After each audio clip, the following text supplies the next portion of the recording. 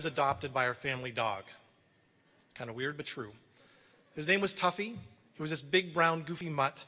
And from the moment I came into the house, he decided that I was part of his pack. He slept by my crib. He kept vigil by my playpen. And when I cried, Tuffy would even howl along at times. And so when I grew, Tuffy was there for all of my milestones. As I crawled, as I learned to walk, as I learned to ride a bike. And one day he was there when I reached a truly momentous milestone, being summoned into the kitchen by my mother for a spanking. Now don't worry, this is not a DCFS report. This is just tough love with a kitchen spatula, and I had definitely earned it. I had seen my older siblings go through this ritual, and I knew there was no getting out of it. I was doomed. But suddenly, this flash of brown fur came busting into the kitchen. It was Tuffy.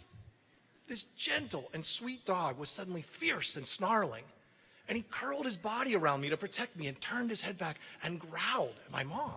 Growled. It was a tense moment of standoff. And I saw my mom lower the spatula.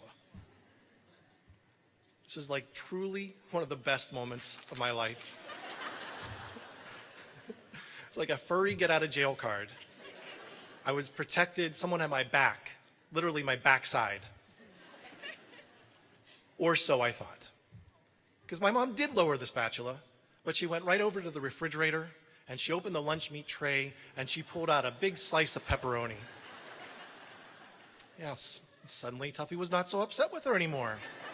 No, suddenly he was very interested in what was in her hand. And his hair went down and his tail started wagging and he went right up to the enemy to beg for a treat. I wanted to warn him, it's a trap, Tuffy. But it was too late. My mom opened the cellar door, threw the pepperoni down the stairs, and whoosh, off went Tuffy. The door was closed and locked behind him. My courageous rescue had been called off on account of pepperoni. So the punishment was delivered. I cried. I could hear Tuffy howling on the other side of the door. I assumed for me, but maybe just for more pepperoni. I'll never know. When it was over, I opened the cellar door and he came whimpering to me, tails between his legs, and licked my face, and we made up. Sadly, this scene was repeated many, many times. It was both of our faults. I never could seem to stay out of trouble, and Tuffy could never seem to concentrate all the way through a rescue op. In the ultimate indignity, my mom, who was naturally a very frugal lady, I love you, Mom, happy Mother's Day, would just go rustling in the lunch meat tray and pretend to throw pepperoni down the stairs. Tuffy, no. It's a trap and it's a trick. Don't fall for them both. But Tuffy just could not resist exploring the possibility. And we both end up howling again. Me for how easily we can abandon what we love, and Tuffy for what I assume he must have thought of as the mystery of the disappearing pepperoni. So that's the story, and I'm sure you can guess the moral. In life, some things are truly near and dear to your heart, but some things are just pepperoni. And we may laugh at Tuffy, but we are all in danger of charging after short-term gains at the expense of our true and abiding goals. And there's a lot in our society that encourages this, and I'm sure that each of us has our own personal foible. For me, my cell phone is basically portable pepperoni. Today, you have gathered here together with your pack, your friends, your family, your academic community. Look around at these people. Take a moment to think about how special they are to you. And I hope you will resolve to hold on tight to those you truly love.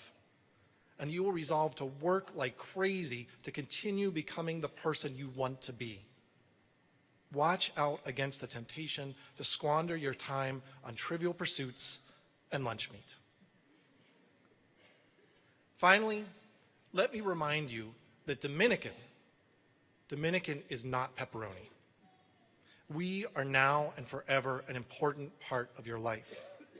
We have helped you get this far, and we need you to help guard, protect, and serve this incredible community. We ask you please to give back give back your time, your attention, and yes, eventually, even some of that hard-earned money. As the events of this year have shown, our community is strong, but it is beset by the slings and arrows of outrageous fortune, much of it coming directly from Springfield. We need you.